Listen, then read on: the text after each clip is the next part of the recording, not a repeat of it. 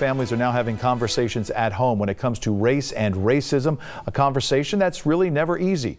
23 ABC's Daniela Garrido talked with a local psychologist on how to have that conversation. He joins us now live with more. Daniela? That's right. Good morning. So during this time, many parents are wondering how to navigate the conversation about race and racism with their kids at home. And a local psychologist says this can be very uncomfortable and hard. So here are a couple of tips to help you kickstart that conversation. Have these conversations early and often. As Black Lives Matter protests continue across the country, many parents are wondering how they can start the conversation about race and racism at home with their kids. It's not enough just to take to these protests. There has to be several other things that happen.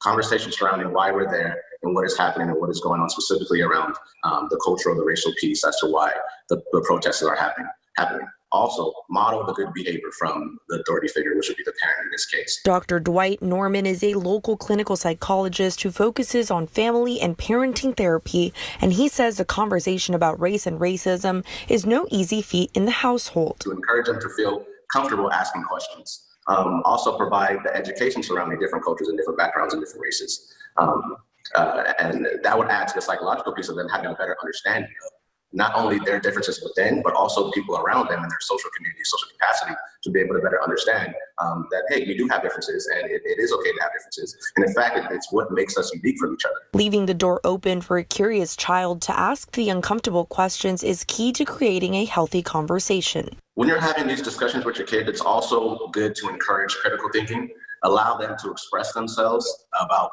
how they're processing what's happening, provide different scenarios for them to actually come up with their own answers themselves on what they would do in different situations or how they're feeling about what's actually going on. According to Dr. Norman, he sees this topic come up mostly in his teenage patients.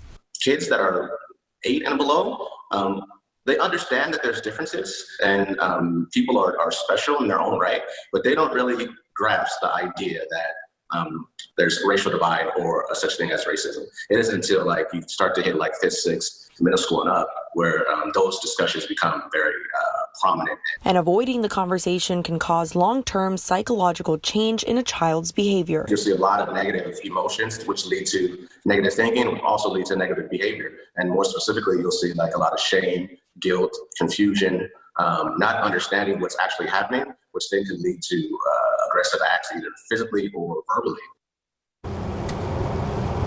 So if you're a parent looking to have this conversation with a child, this is a good way to start. Dr. Dwight Norman also shared a couple of different resources, books, and online websites that you can check out that are child-friendly. We're going to have those on our website, turn to 23.com. For now, we're live in Bakersfield. I'm Daniela Garrido, 23 ABC News, connecting you.